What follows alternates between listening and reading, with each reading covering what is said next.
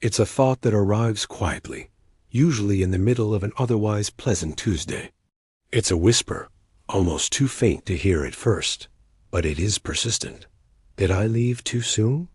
It might pop up when you check an investment statement and see the market dip.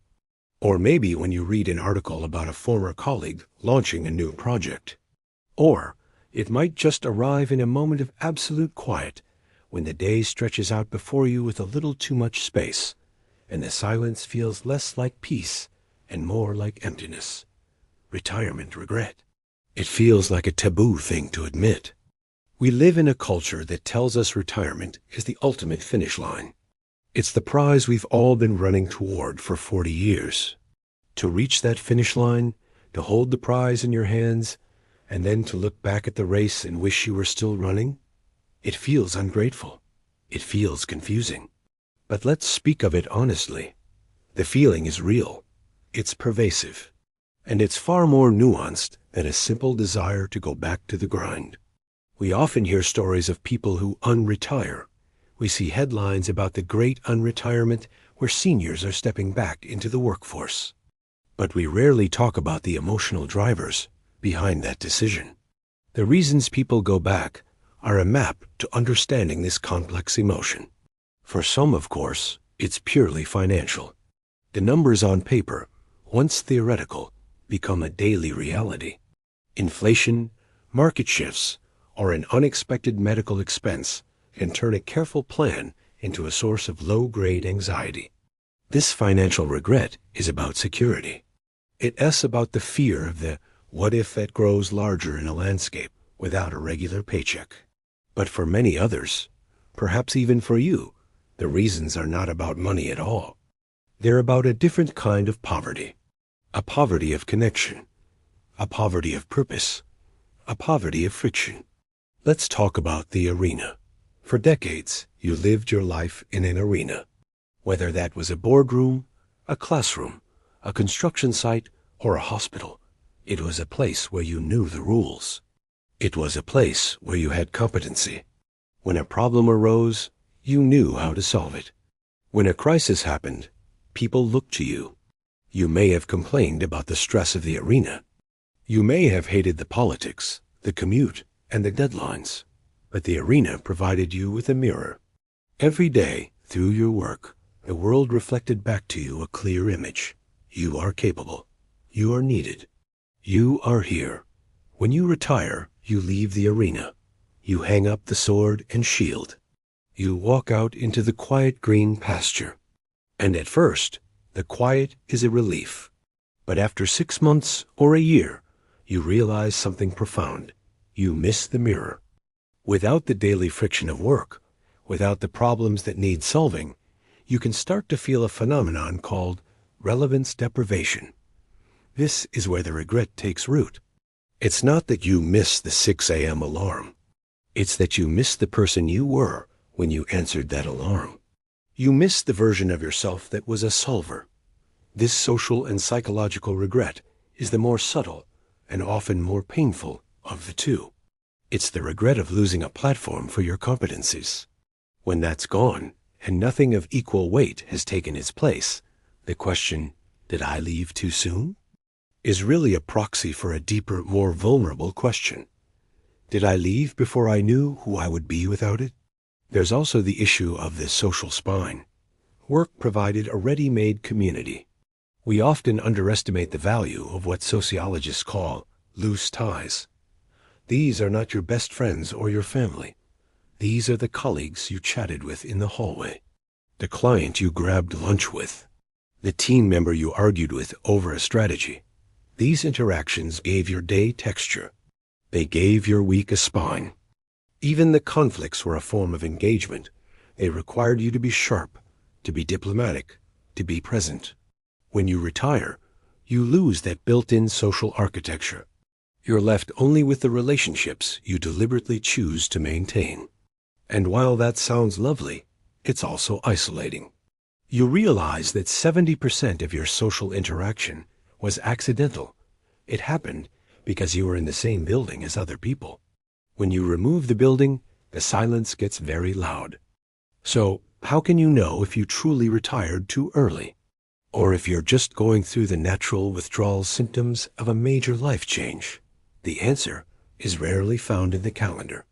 It's found in the quality of your days. We must be careful here to avoid what psychologists call euphoric recall. This is when the human brain edits your memories to make the past look better than it was. When you sit in your quiet living room feeling bored, your brain might drift back to your career. But it filters out the bad parts. It deletes the stress, the exhaustion, the toxic boss, and the burnout. It highlights only the moments of victory and camaraderie. You start comparing your worst days in retirement to your best days at work. This is an unfair comparison. If you went back to your old job tomorrow, within 2 weeks, the reality would set in. The fatigue would return. The frustration would return. And you might realize that you didn't actually want the job back. You just wanted the feeling of aliveness that the job provided. So listen to your feelings, but learn to translate them. A sense of boredom is not necessarily a sign you need your old job back. It's a sign you need engagement. The question becomes, can you find or create that engagement outside of the traditional workforce? A feeling of irrelevance might not mean you need a title again, but that you need to be useful. Can you find a way to apply your hard-won wisdom where it's genuinely needed? Consider the balance of your life. Have you replaced the major pillars that work provided, the social connections, the mental stimulation, the sense of contribution, with new pillars of equal strength? Or is there a structural emptiness where those pillars once stood? Regret flows into empty spaces like water. If you fill the space with new architecture, the regret often evaporates. However, sometimes the answer is simply yes. Sometimes you really did leave too soon. Maybe you still have gas in the tank. Maybe you still have a magnum opus left in you. Maybe you simply enjoy the game of business or creation too much to sit on the sidelines.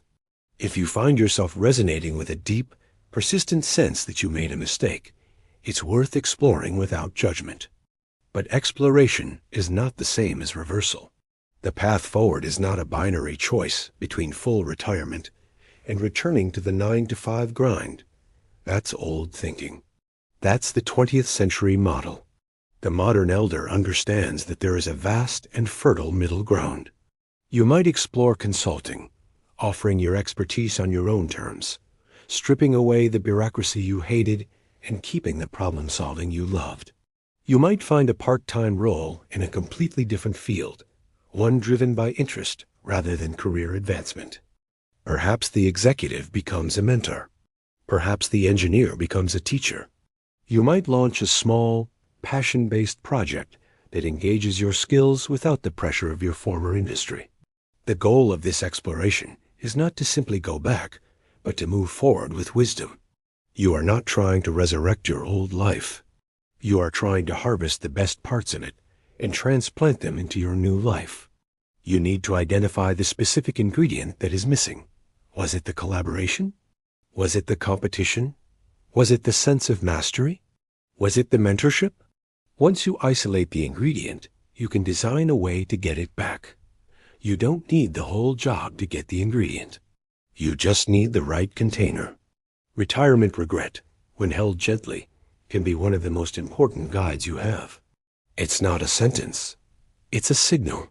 It's a dashboard light flashing on your car.